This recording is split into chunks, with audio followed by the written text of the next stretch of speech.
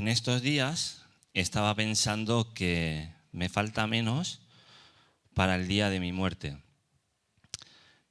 Estaba pensando, de hecho lo hago siempre que puedo, pensar en el día de mi muerte. Y me recuerdo a mí mismo que mis días en esta tierra pues están contados y dependen absolutamente del Señor. Pienso a menudo, de hecho pienso desde siempre, y también fue clave pensar en ello justo antes de aceptar al Señor en mi corazón. Porque lo que después siempre viene a mi mente cuando pienso en mi muerte es que el Señor resucitó, como hemos cantado hace apenas unos segundos. El Señor resucitó, Él nos amó y tenemos vida con Él. Tenemos vida por la eternidad, amén. Y esa es nuestra esperanza, esa es la esperanza de los creyentes en nuestro corazón y también el motivo para vivir. Yo trato de pensarlo bastante a menudo para, sobre todo, relativizar posibles problemas o cosas o preocupaciones que tengo y que a veces me doy cuenta que no es para tanto, ¿verdad? Y además me enfoca para poder aprovechar bien el tiempo que el Señor me tiene aquí, en la tierra. Así que estaba pensando en esto y estaba pensando también en ese momento cuando me convertí siendo joven y la importancia que tuvo la iglesia donde yo crecí, donde mis padres conocieron el Evangelio, y estaba pensando en un montón de hermanos. Tengo algunas imágenes de algunos hermanos, algunas familias, y del testimonio que ellos dieron a mi vida durante muchísimo tiempo. Cuando estaba considerando si seguir o no al Señor, si seguir el Evangelio o no, siempre llamó mi atención tantas personas que no solamente decían que creían en Jesús, sino que además lo demostraban con su ejemplo. Y que se reunían allí cada domingo, pasase lo que pasase. Esos hermanos dejaron una huella, y hermanas, familias, y por supuesto en mi casa, mis padres, dejaron una huella en el testimonio para mí, que fue fundamental para que yo pudiese considerar también el Evangelio. Hasta tal punto creo que es importante que creo que soy un convencido de la Iglesia desde bien pequeño, desde prácticamente pues nací y valoro muchísimo lo que es una iglesia y lo que es la iglesia local. A ello se suma pues después la reflexión teológica con el tiempo en los estudios de eclesiología que nos impartieron hace algunos años ya. La verdad es que la iglesia tiene todo el sentido para aquellos que somos creyentes. La iglesia es el conjunto de creyentes en Jesús, aquellos que por la fe hemos sido redimidos. Ese es el nombre para la iglesia. A mí me gustaría hablaros de la iglesia en algunas predicaciones en este mes, posiblemente a lo mejor cubre alguna del mes que viene también, al menos en tres ocasiones os hablaré de la iglesia y lo haré en el capítulo 4 de Efesios. En una de esas expresiones que se repite tanto en el Nuevo Testamento, que es la expresión unos a otros. Cuando vamos al capítulo 4 de Efesios, la vamos a encontrar hasta en 3 versículos, esa expresión unos a otros, y eso nos está hablando de esa relevancia tan importante que tiene la iglesia. En el versículo 2 aparece la expresión soportándoos unos a otros. Es de las más fuertes, ¿no?, que tenemos en la Biblia. Nos tenemos que soportar unos a otros, dice la palabra en el Nuevo Testamento. También dice que debemos ser miembros los unos de los otros en el versículo 25 y en el último versículo del capítulo, el 32, aparece que debemos ser benignos unos con otros y también perdonándonos unos a otros. Así que para hablaros de la iglesia voy a utilizar como base esta expresión unos a otros, sobre todo amarnos unos a otros, que esa sería la primera. También como base el lema de nuestra iglesia durante todo este año, el amor cubre multitud o cubre todas las faltas, en Proverbios y en Primera de Pedro. Y ahí tenemos la base para poder hablar de la iglesia. La iglesia es el lugar donde los creyentes nos amamos unos a otros porque hemos recibido el amor de Cristo. Esa es la base. Y en Efesios, como podría haber elegido, la verdad que muchísimas otras cartas y escritos, pues encontramos muchísimo contenido acerca de la iglesia. Así que haremos una miniserie con pocos capítulos, ¿vale? Nada de Netflix con tantos capítulos, que a veces hay muchísimos capítulos, solamente 3 capítulos para hablaros sobre un poco algunas pinceladas prácticas acerca de la eclesiología o de la iglesia. Sin más, y con esa importancia del testimonio común, pues nos acercamos al capítulo 4 y en los primeros versículos, vamos a leer los 7 primeros, dice: por eso yo, dice Pablo, que estoy preso por la causa del Señor, les ruego que vivan de una manera digna del llamamiento que han recibido, siempre humildes, amables, pacientes, tolerantes unos con otros en amor. Esfuércense por mantener la unidad del Espíritu mediante el vínculo de la paz. Hay un solo cuerpo y un solo espíritu, así como también fueron llamados a una sola esperanza. Un solo Señor, una sola fe, un solo bautismo. Un solo Dios y Padre de todos, que está sobre todos y por medio de todos y en todos. Y versículo 7, cada uno de nosotros se nos ha dado la gracia en la medida en que Cristo ha repartido los dones.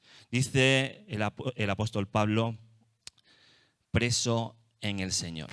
Y ese es uno de los temas, el tema central de la carta de Pablo a los Efesios, en él, en el Señor. Es algo que se va a repetir en todo momento. Y en los 3 primeros capítulos de esta carta ha estado hablando de la posición que los creyentes tenemos en Él, en Cristo. Y ahora, justo donde hemos empezado a leer, en el capítulo 4, va a hablar a la iglesia, va a hablar del sentido práctico donde la fe se desarrolla. En el capítulo 2 recordamos ese importante capítulo donde se nos habla de que somos salvos por la gracia del Señor. Y curiosamente, a partir del capítulo 4 nos va a hablar del sentido práctico donde se desarrolla esa fe que tenemos en el Señor. Y va a hablar de la familia, va a hablar de la armadura de la fe, pero en el capítulo 4 va a hablar especialmente de la unidad que debemos tener en la iglesia. Así que yo quiero compartir con vosotros una idea central que tenéis en la pantalla. Y es que en el Señor, en Cristo, nosotros estamos llamados a amarnos, a pesar de la dificultad. Estamos llamados a esforzarnos especialmente por la unidad. Y en Cristo los creyentes estamos llamados a servirnos unos a otros. ¿Por qué? Porque hemos recibido el amor de Cristo.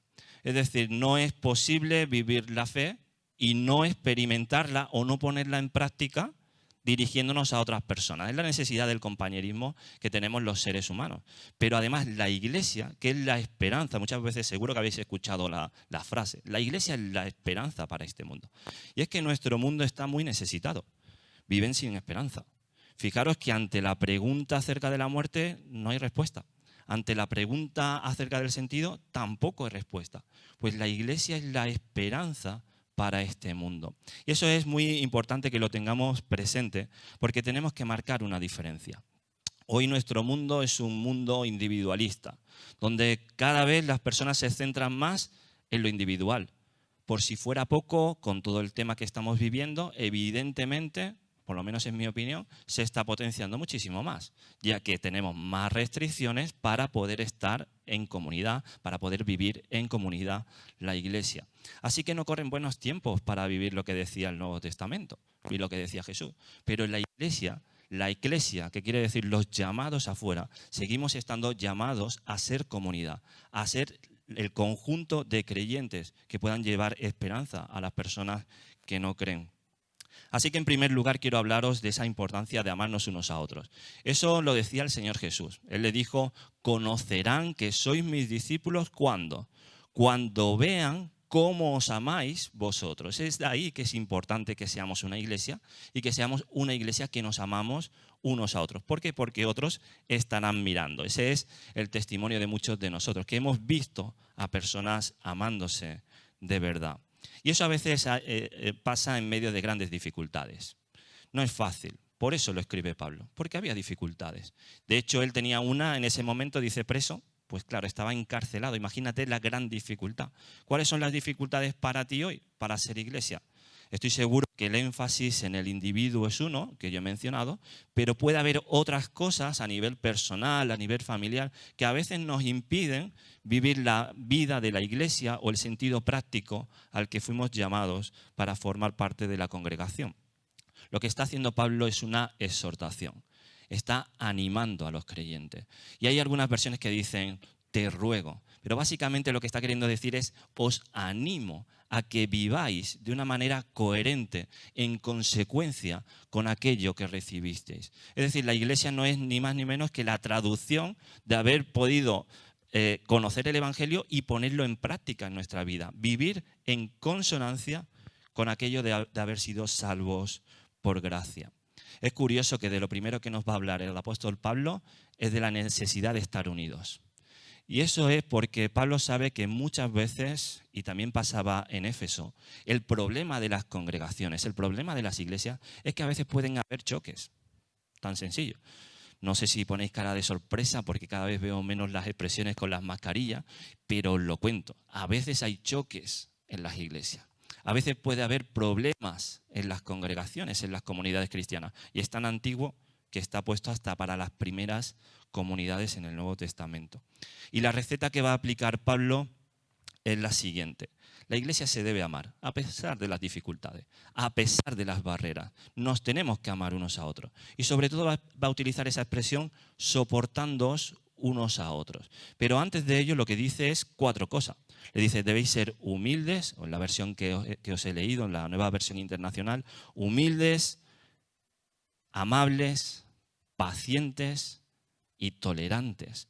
Lo primero que le dice es que deben ser personas humildes. ¿Tú eres una persona humilde? ¿Vives tu vida con humildad?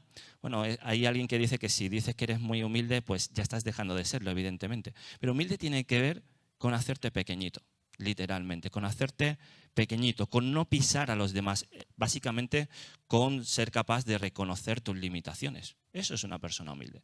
Alguien que sabe que tiene limitaciones. Por supuesto, el ejemplo de humildad más grande que tenemos es el Señor Jesús, aquel que se humilló siendo el mismo Dios. Hay una frase que dice C.S. Lewis, ahí está mi frase en inglés, seguro que lo digo mal. C.S. Lewis. Me estoy dando cuenta que siempre digo algo en inglés, en todos los sermones. Bueno, pues C.S. Lewis, que es un autor muy conocido, dice que la humildad no es pensar menos de ti mismo, sino que es pensar menos en ti mismo. La humildad no es pensar menos de ti mismo, sino pensar menos en ti mismo. Significa que tienes presente al otro y por eso no te colocas por encima suyo. Bueno, la humildad es una de las cosas. Es lo primero que dice, curiosamente. También habla de la amabilidad. Otras versiones dicen la mansedumbre. La mansedumbre a veces la tenemos mal entendida porque decimos algo manso podría ser parecido a algo débil. En realidad no es así. Alguien manso es alguien que, a pesar de tener mucha potencia o de tener mucha capacidad, es alguien que entrena esa capacidad o controla, domestica esa potencia. Eso es la mansedumbre y tiene que ver mucho con el carácter, ¿no? Sobre todo se ve reflejado en personas que dicen, yo es que salto, yo ahora que me digan algo, yo salto. Bueno, la persona que no salta es alguien manso. Es alguien que es capaz de ser amable a pesar de que se le esté provocando. La persona mansa es alguien que renuncia a la venganza, alguien que devuelve con bien cuando le hacen algún mal. Así que tenemos humildad, tenemos amabilidad o mansedumbre, tenemos paciencia. Claro, muchas veces hablamos de la paciencia y qué difícil es. Pero claro, la paciencia se trabaja con el trato. ¿Dónde vas a trabajar la paciencia? Juntándote con otra persona. ¿Dónde vas a trabajar tu carácter paciente en la iglesia? Pues teniendo relación con la gente de la iglesia. También, por supuesto, en el ámbito laboral, en el ámbito familiar, pero qué duda cabe que también en el ámbito eclesial. No saltar, a veces no decir lo que pensamos. Hay muchas personas que dicen, yo siempre digo lo que pienso. Bueno, está bien, eres muy sincero, pero hay que tener cuidado, porque a veces diciendo lo que pensamos podemos herir a alguien. Y a veces es mejor que no digas lo que piensas en este sentido. O búscate una manera de decirlo de otra manera, ¿no? Así que ser paciente es algo que también nos está diciendo el apóstol Pablo. Y sobre todo está diciendo humildad, amabilidad, paciencia, porque quiere llegar a ese punto de decir, pacientes, soportándoos los unos a los otros, teniendo la capacidad de ser tolerante con el otro, es decir, priorizar la comunión por encima de tu opinión, priorizar la comunión, la fraternidad por encima de lo que tú crees que piensas. Eso a veces es difícil de hacer. Muchas veces en la iglesia, yo creo que todas estas cosas pues en algún momento lo hemos podido pensar, ¿no? Tenemos que ser humildes, amables, mansos, tener la capacidad de soportarnos y decimos, bueno, yo es que voy a la iglesia y allí tengo mis amigos. Pasa en el ámbito de los jóvenes y también pasa en la edad adulta. Yo fui a esa iglesia y me quedé porque allí hice un grupo de amigos. La iglesia es mucho más que un grupo de amigos. La iglesia, de hecho, no es simplemente un grupo de amigos. Está muy bien tener amigos en la iglesia. Está muy bien y es sano tener buenos amigos. De hecho, la Biblia dice que hay amigos, a veces, que son más fieles que un hermano. Eso dice Proverbios. Pero fíjate lo que decía también el Señor Jesús. Vosotros sois mis amigos si hacéis lo que yo os mando. Eso decía Jesús. Por lo tanto, mi amigo es el que es discípulo también, el que sigue también al Señor Jesús. Eso es lo que yo necesito, porque esas son las personas que me hacen crecer. Claro, ¿qué pasa? Que por la gracia que obtenemos la salvación, pues resulta que en la iglesia nos juntamos gente de todo hijo de vecino. Es decir, de todas las clases, ¿verdad? De todos los niveles. Y a veces hay gente más afín y gente menos afín. Pero es que la iglesia no va de gente afín o menos afín. La iglesia va de aquellos que hemos sido salvos por la gracia. Por lo tanto, no es un club de amigos, no es un club social, no es el club de cocina ni de otras cuestiones. Es un conjunto de creyentes que, en Jesús que tienen la misión para poder predicar el Evangelio. Básicamente es esto. Decía el Señor Jesús que el que quiera seguirme tiene que amarme más que a su padre, que a su madre. Yo no sé vosotros, pero yo el día que descubrí este versículo realmente me confrontó muchísimo, porque yo quiero muchísimo a mi padre y a mi madre. Madre solo hay una, pero fíjate lo que dice el Señor Jesús. El que quiera seguirme tiene que amarme más que a su padre, que a su madre, más que a su esposa, más que a sus hijos. Que la cosa encima se va poniendo cada vez peor, ¿no? A lo largo que van pasando las frases, ¿no? Las palabras del Señor Jesús. Más que a sus hermanos, sus hermanas, incluso más que a su propia vida. De lo contrario, no podrá ser mis discípulos. Qué impresionante, ¿no? Qué confrontación la que nos hizo el Señor Jesús. Qué palabras que llegan a nuestro corazón diciendo, bueno, ¿dónde están mis prioridades? ¿Por qué sigo a Jesús si realmente le estoy siguiendo? Le sigo porque creo que Él murió por mí y que resucitó. Y eso es lo único que importa. Mi mujer y yo compartimos algo en nuestro testimonio personal, que ya siendo amigos, antes de ser novios, a veces hablábamos de ese tema. Y era que los dos habíamos renunciado a nuestros amigos por seguir a Jesús, por servirle especialmente, ¿no? Y no era porque no quisiésemos a nuestros amigos. De hecho, los queríamos un montón y los queremos. Tenemos otros amigos también. Pero en aquel momento de nuestra juventud, los dos compartíamos esa parte en el testimonio. Habíamos tenido que renunciar a algunas amistades en nuestra vida porque eran gente muy maja, gente que queríamos, gente que era casi en esas edades más importante que tu familia. Pero ¿sabéis qué pasa? Que no iban en la misma dirección que nosotros. No iban en la misma dirección. Y a veces es importante que te rodees de personas que van en la misma dirección que tú. Si tú estás siguiendo al Señor, rodéate de personas que también sigan al Señor. Y si tienes personas que no le siguen, por supuesto tu objetivo es predicarles el Evangelio. Así que a veces hay que renunciar a la temporalidad teniendo muy presente la eternidad. En segundo lugar, en Cristo la iglesia se esfuerza también por la unidad. Llega el versículo número 3 y es muy curioso que dice, solícitos en guardar la unidad en el Espíritu.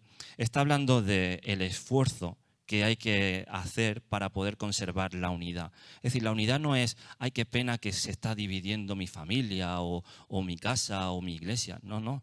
El tema es anticiparte y tener la capacidad de trabajar la unidad. Es lo que está diciendo aquí. Aún recuerdo una persona que leyendo este versículo, lo estaba leyendo una persona que estaba discipulando hace muchos años, y me decía, solecito,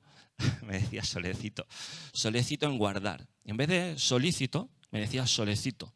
Claro, yo no pude evitar que mi mente viajara a decir, no, solecito es justo lo contrario que está diciendo. Al solecito estás tranquilo. Y lo que te está diciendo la palabra solícitos es que tienes que trabajar, tienes que esforzarte. La verdad es que ahí mi mente voló rápidamente a lo del solecito. Pero lo que está diciéndonos es que tenemos que esforzarnos. Eso es lo que significa la palabra solícitos, esforzaos por trabajar la unidad. Literalmente es hacer un nudo a conciencia. ¿Sabéis que hay nudos que se hacen así rápido y que queda mal la cosa y la cosa se suelta? Pues hay que hacerlo a conciencia, un nudo fuerte. Es la imagen que os he puesto en la pantalla. Esforzarnos por ser una iglesia, una comunidad unida. Es decir, hay cosas que tú tienes que poner de tu parte para que la familia esté unida o la iglesia esté unida. Es muy interesante. Entre muchas metáforas, Pablo va a decir y va a hablar en primer lugar de formar un cuerpo. Va a decir, sois un cuerpo, por lo tanto tenéis que formar un cuerpo. Y eso significa que tenéis que funcionar juntos. No va la cabeza por un lado y los pies por otro. Eso es cuestión de los dibujitos animados.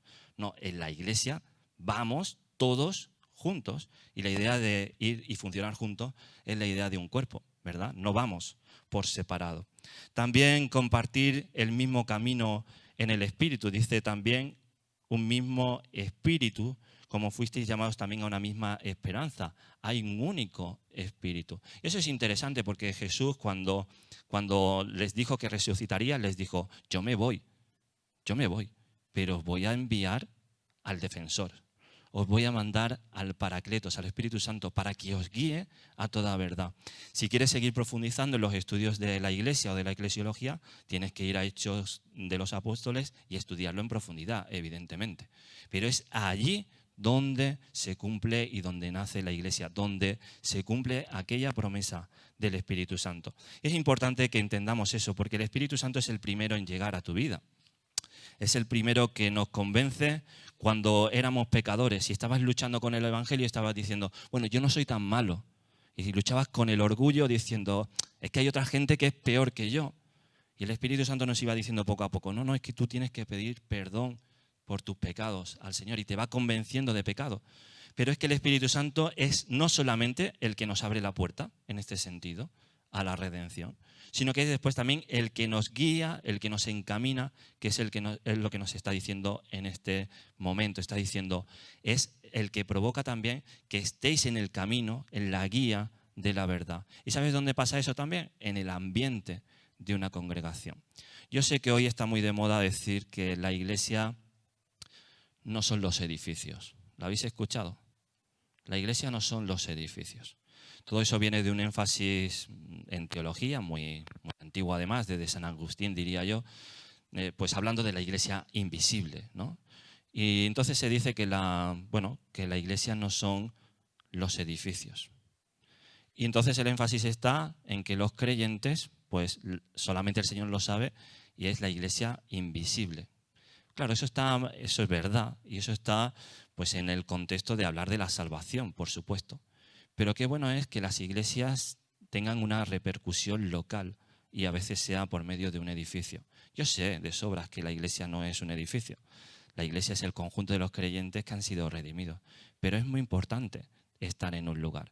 Es muy importante desarrollar las actividades para cumplir tu meta en un determinado lugar. ¿Qué nos vamos a decir, no? Si esta iglesia lleva más de 100 años en este lugar, en este barrio, dando un fruto visible, un testimonio visible a las personas que viven por aquí. Así que ojo con aquello de que no es el lugar, porque la iglesia también es el lugar donde el Señor nos ha puesto y el ambiente espiritual que podemos respirar en este lugar. También dice, pues eso, un mismo espíritu, venía diciendo, y el versículo 5 nos habla de un Señor, una fe, un bautismo. En definitiva, todos tenemos una misma enseñanza. El Señor, no somos jerárquicos, tenemos solamente al Señor, que es la única autoridad en nuestra vida. Tenemos la fe articulada para que la podamos no solamente aprender, sino también enseñar a otros. Y también todos fuimos bautizados, ¿verdad? Yo recuerdo el día de mi bautismo. ¿Te acuerdas qué momento tan especial? Y el simbolismo simplemente es que hemos sido sepultados en Cristo en nuestra antigua vida y que hemos sido resucitados en Cristo. Qué importante recordar lo que nos une. Cosas tan importantes las que estamos diciendo en esta mañana y a veces no que nos distraemos con cosas que son muy, muy secundarias, ¿no? Sobre todo termina con la figura del Padre. Dice, un Dios y Padre de todos. ¿Y qué hace un padre? Pues que ama a los hijos sin distinción. Y esa es la raíz de la enseñanza. Así que una iglesia unida, una iglesia que se esfuerza por estar no solamente junta, sino estar unida. Y la imagen que a mí más me gusta es la de hablar de un equipo. Ya sabéis que me gusta el deporte. Y para que las cosas funcionen bien, como por ejemplo le han funcionado muy bien a mi equipo de fútbol, el Sevilla, en este año, una de las cosas claves es que se entiendan bien el entrenador y los jugadores, ¿verdad? Si no se entienden, ese equipo no va a tener ningún futuro, ¿verdad? Pues aquí nosotros tenemos al Señor como líder, como única cabeza, y nosotros nos colocamos donde el Señor nos pone. Eso es una iglesia unida. Y para ello pues terminamos con el último de los principios que veremos hoy. En Cristo la iglesia no solamente está llamada a esforzarse y estar unida, sino que en Cristo en la iglesia local, nos servimos los unos a los otros. ¿Y cómo hacemos esto? Pues por medio de los dones. Evidentemente no vamos a explicar muchísimas cosas de los dones hoy, pero permíteme que por lo menos te diga 2 pinceladas. Cuando hablamos de los dones, hablamos, y fíjate en el versículo, a cada uno de nosotros fue dada la gracia conforme a la medida del don de Cristo. Es decir, tu don te lo dio el Señor. Es decir, la base de los dones tiene que ver con la generosidad, con la bondad de Dios. Es Dios el que te dio esas capacidades. Esto es importante que lo entendamos porque no se trata de tus habilidades, de tus talentos, sino que se trata de lo que espiritualmente el Señor te ha dado para que edifiques en tu iglesia. Es la base de los dones que nos da el Señor. Tiene que ver también con saber que es el Señor la cabeza y aquel a quien servimos en todo momento. No lo hacemos para compararnos con los demás en ningún momento, ni para competir con los demás. Eso es algo muy inmaduro en la vida cristiana. Lo hacemos porque queremos servir al Señor, porque queremos edificar la iglesia. De hecho, de este tema hablaremos en la segunda parte, pero déjame que te adelante, porque no me puedo resistir, a algunas aplicaciones muy rápidas. Si es el Señor el que nos da los dones y las capacidades para que edifiquemos la iglesia, lo que debería brotar en nosotros es gratitud y no envidias cuando vemos los dones de los demás. Deberíamos ser personas agradecidas por lo que el Señor nos dio y también por lo que ha dado a nuestros hermanos y hermanas. La diversidad nunca es un problema y no lo puede ser en la iglesia porque la iglesia es diversa, sino que la diversidad es algo que nos completa y que nos ayuda a seguir creciendo y edificando el cuerpo de Cristo. Así que lo último con lo que te dejo es que es una enorme responsabilidad. Una responsabilidad porque si el Señor ha dado a todos algún don, tú tienes la responsabilidad de descubrir cuál es el tuyo. Y yo sé que muchos de vosotros ya sabéis cuál es vuestro don, cuál es vuestro lugar. Pero puede que haya algunas personas en este lugar que no lo sepan. Tienes que descubrir cuál es tu lugar en la iglesia. Tienes que descubrir cuál es tu lugar dentro del cuerpo de Cristo y poner tus manos al servicio del Señor. No solamente lo tienes que descubrir, sino que lo tienes que desarrollar. Y eso sí que va para todos nosotros, para aquellos que incluso sabemos cuáles son nuestros dones. No conformarnos con lo que ya hemos hecho, no conformarnos con todo lo que ya hicimos en el pasado, sino seguir desarrollando nuestro ministerio delante del Señor. Y hay algunas preguntas que nos ayudan a ello. La primera pregunta es muy sencilla: ¿qué te ha dado Dios? Esa sería la primera que todos tenemos que contestar. Otra pregunta es: ¿qué ven los demás en ti? Y ojo, porque esa pregunta a veces es una pregunta trampa. A veces pues volvemos a lo de los amigos, ¿no? A veces nos lo dice un amigo o alguien inmaduro en la fe.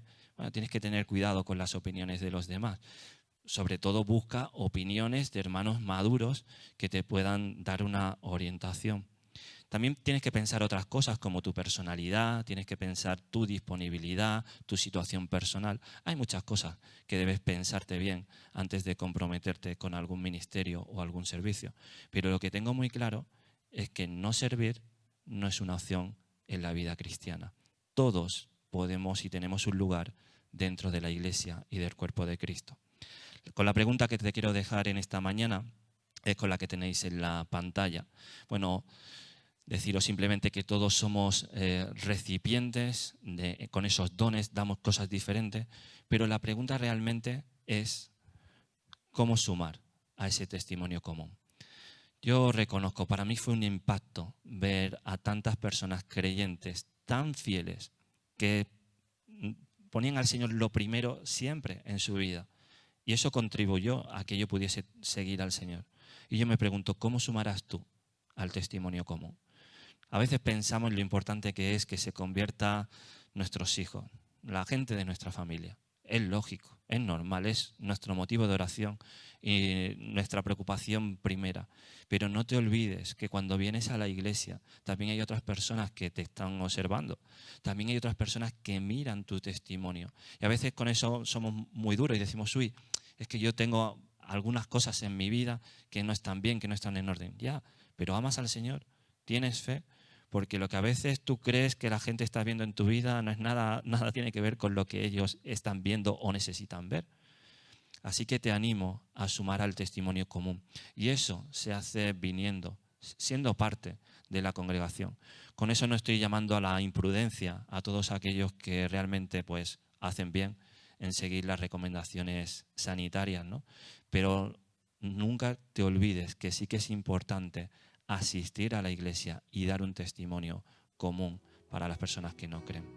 Así que te invito a buscar tu lugar y a ser parte del lugar. Dios te guarde y bendiga, que extienda